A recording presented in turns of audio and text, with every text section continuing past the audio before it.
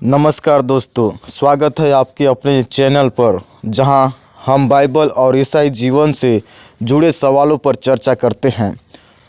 आज हम एक बहुत ही दिलचस्प और युवाओं के लिए ज़रूरी सवाल पर बात करेंगे। क्या एक ईसाई गर्लफ्रेंड या बॉयफ्रेंड चुन सकता है? इस विषय पर बाइबल से क्या मार्गदर्शन मिलता है? चलिए इसे समझने की कोशिश करते हैं।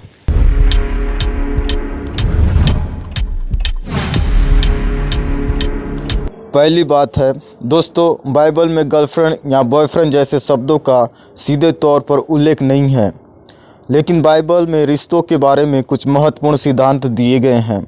उदाहरण के लिए पहला थिस्सलुनीकियों 4:3 से लेकर 4 में लिखा है, यह परमेश्वर की इच्छा है कि तुम पवित्र बनो और व्यभिचार से बचो। हर एक को अपने शरीर को पवित्रता और आदर के साथ संभालना चाहिए। इसका मतलब है कि किसी भी रिश्ते में शुद्धता और सम्मान का होना जरूरी है। दूसरी बात है रिश्तों का उद्देश्य। एक ईसाई के रूप में हमें यह समझना होगा कि रिश्तों का उद्देश्य क्या है। बाइबल हमें यह सिखाती है कि रिश्ते केवल भावात्मक या शारीरिक आकर्षण के लिए नहीं होनी चाहिए। रिश्तों का मुख्य उद्देश्य परमेश्वर की महिमा करना और विवाह की दिशा में बढ़ना है। नीतिवचन 18:22 में लिखा है, जो पत्नी प्राप्त करता है वह उत्तम वस्तु प्राप्त करता है और यहोवा से अनुग्रह पाता है।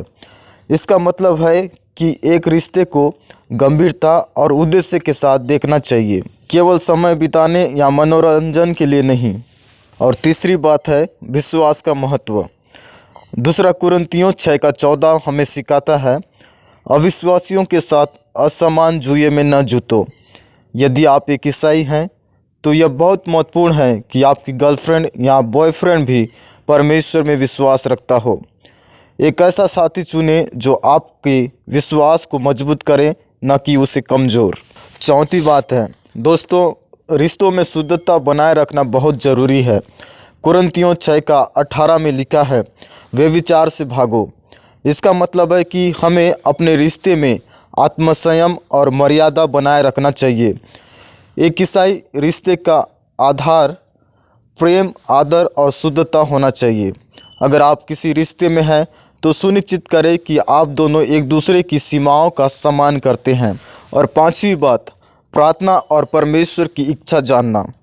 रिश्ता शुरू करने से पहले और उसे आगे बढ़ाने से पहले प्रार्थना करना जरूरी है। मत्ती 6:33 में लिखा है, पहले परमेश्वर की राज्य और उसकी धार्मिकता को खोजो और यह सब तुम्हें मिल जाएगी। अगर आप सही मार्गदर्शन चाहते हैं तो प्रार्थना करें और परमेश्वर से उसकी इच्छा जानें, उसका समय और उसकी योजना पर भरोसा रखें। छठवां बात, रिश्ते की जिम्मेदारी समझें।